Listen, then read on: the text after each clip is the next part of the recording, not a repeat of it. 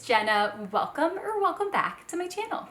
In today's video, I have 3 super simple pumpkin DIYs for you all. And these are great if maybe you're having a fall gathering, or maybe you just want some unique festive decor to make your space cozy this autumn season. Either way, these are very easy to do. They're super budget friendly.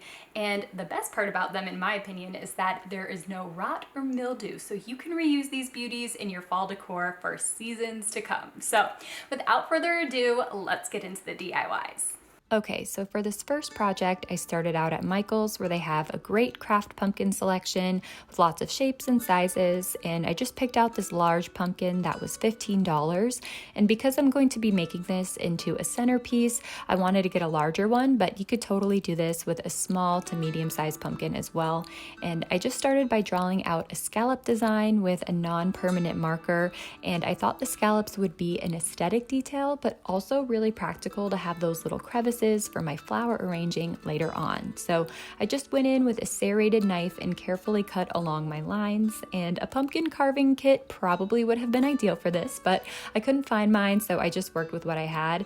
And I also wanted to keep the opening relatively narrow so that I wouldn't have to use a ton of floral stems in my arrangement. And then next I just took a little cotton pad with some rubbing alcohol on it and cleaned up any remaining marker that was left on the pumpkin. And for this project, I wanted it to have that heirloom pumpkin look with that really pretty neutral textured appearance, so I just used some Waverly chalk paint in the shade Mineral, a craft sponge, and a bowl of water. So I just started by dabbing some paint into the lines of the pumpkin and then blending it out with a wet sponge. And this just helps it to look super realistic, because when you look at most heirloom pumpkins, they have lots of concentrated color in their crevices. So I just went around and did this in every single crease of the pumpkin until it was covered. And once it was all dried, this is what it looked like, and I feel like I totally could have stopped here, but I just wanted to layer in a slightly darker color for some added depth and dimension, so I went in with the Waverly chalk paint in shade Fawn, and I did the exact same thing, just with slightly thinner lines this time, so that I didn't cover up my previous lighter coat of paint,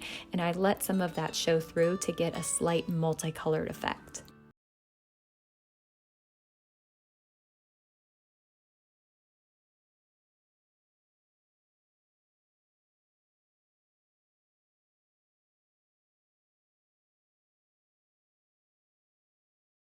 This is what it looked like when it was finished drying, and I absolutely love how realistic this looks and how the rustic coloring is going to add such a pretty layer of dimension and texture into my fall decorating. So now it's time to arrange the floral stems, and I actually have an entire video on my floral arranging process that I will link here, but I started out with these really pretty wispy green stems for the base of my arrangement.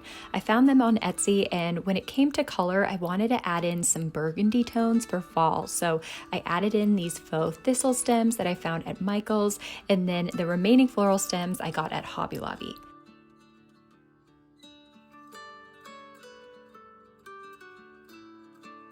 So I wanted to create a styled statement with my heirloom pumpkin floral arrangement on our dining table, so I just took these green stems that I also bought on Etsy and laid them down on the table in a little grouping. And it might seem weird, but trust me, when we layer everything in, the stems are really going to help the styling look very organic and natural. So I just popped our arrangement towards the back of the stems, and then when I was at Walmart the other day, I saw that they had these really pretty smaller faux heirloom pumpkins for $8. So I picked 2 of them up and just popped them right next to our big arrangement so it looked really gathered and natural. I absolutely love the statement that this makes on our dining table. It adds just the right amount of color and texture, and you could do this using more orangey colored paints if you wanted, if that matches your space better, but I'm excited to build off of this setup later on when I do my fall table setting. But you could also use this technique and just keep it simple with a smaller pumpkin to accent a guest bathroom, a desk, or a console table.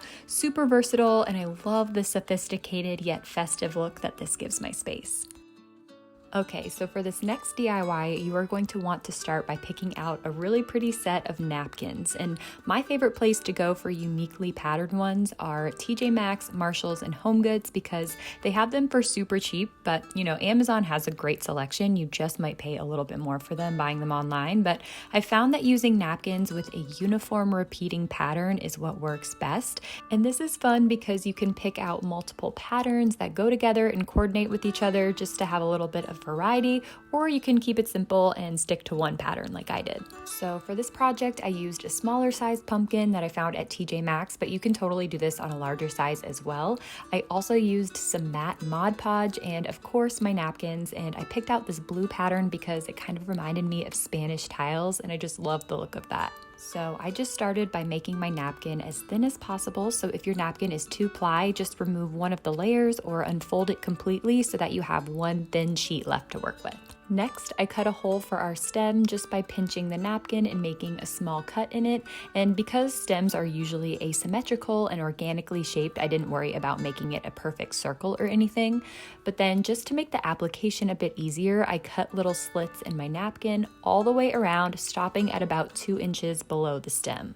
Then I removed the napkin and started applying a thin coat of Mod Podge all over the top half of my pumpkin, and here I just made sure to completely cover it and get into all of the little cracks and crevices. Next, I quickly placed my napkin back on top of my pumpkin, making sure to keep it as flat and spread out as possible, and then I slowly just started pressing it down and smoothing it out and running my fingers through the creases of the pumpkin just to make sure that there were no air pockets or air bubbles and that the napkin was tightly adhered. So next I just flipped the pumpkin over and I did the exact same thing to the lower half. I just applied a thin coat of Mod Podge, stuck the napkin down, and then when I completed a section, I roughly cut off the remaining napkin. And then once the whole thing was done, I just went in and cut off the excess napkin that was kind of creeping over the bottom just for a nice clean edge. And then lastly, I just gave it a final coat of Mod Podge all over the top, and this is just gonna help give it a nice protective top coat and hold everything in there. And I just also went in and gave the pumpkin creases one final smooth down because I really wanted to make sure those were nice and defined and that the pumpkin didn't lose its shape due to any air bubbles. And after letting them dry overnight, this is what they ended up looking like, and I absolutely love how these came out. They make for such cute patterned accent pieces, and I love the subtle punch of blue color that they give my decor, and they'd also be really pretty to use as bowl filler. I love the statement that these make, and they are just such a fun way to incorporate pattern into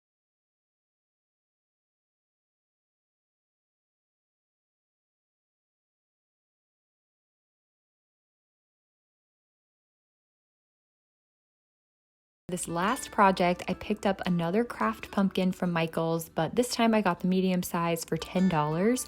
And for this DIY, I've always been really inspired by the Minka pot from Anthropology. I just love the added dimension and texture that it gives a space and how it's very designer looking and visually interesting, but isn't too distracting or loud. So I saw a very similar looking textured pumpkin for sale on Pottery Barn, and I figured this was a good baseline to go off of for this project. So I first started by taping off my stem, and then I brought in my handy dandy glue gun that I got for a couple bucks at Walmart. She's definitely seen better days, but she'll get the job done. Also, I got a whole pack of glue sticks because we will definitely be needing quite a few for this project.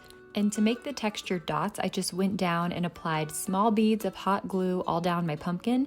And there will definitely be glue strings, but don't worry about those. We'll pick them off later. Also, I didn't worry about making my circles too perfect. I was going for more of an organic look anyway, so I just tried to roughly make them into circular shapes, but some of them had minds of their own, and I just didn't worry about it too much. The good thing is, if you accidentally get a super wonky one, you can just wait a minute or two until it dries a little bit and then just peel it right off. So once I had all of my glue dots on there, I just went in and picked out all of the stray glue strings just to clean it up a little bit. And then I took it outside and gave it a coat of this matte black spray paint. And now to get that textured aged effect, I went in with my mineral chalk paint and then this dark gray acrylic paint and a craft sponge.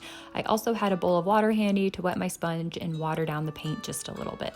So I just mixed the two paints together to give me a nice greigey color, and I just applied that all over the pumpkin. If it got too thick, I'd just add a little bit of water here and there because I wanted this to be kind of like a paint wash. I didn't want it to be too solid, and I still wanted some of that black to show through underneath to give us a nice texture, but I did kind of want to alter the color a bit, so that's where the water comes in handy, and just wetting your sponge every here and there really makes a difference. And then just to finish it off and give this piece more of a stone-like finish, I added some terracotta paint that I found at Hobby Lobby in the shade Cool Concrete, and I gave the whole thing a light watery coat of this, and I also dabbed some onto the stem as well, just to help it blend in better with the rest of the pumpkin. And then once it dried, I just love how this piece came out. It's such a unique and designer looking accent piece to incorporate into your autumn decorating. I love the texture that it brings in and how it just has that expensive natural stone look to it, but it didn't even cost $20 to make. All right, everyone, that about wraps up this video. I hope that you enjoyed seeing my pumpkin DIYs. If you did, please give this video a thumbs up. It really does help to support my channel and makes it so that I can keep doing these fun DIY videos for you all. So definitely leave me a comment if you had a favorite or maybe there's one that you're planning to do. I love hearing from you all, and I just want to say thank you so much for watching this video, and I will see you all in my next one. Bye!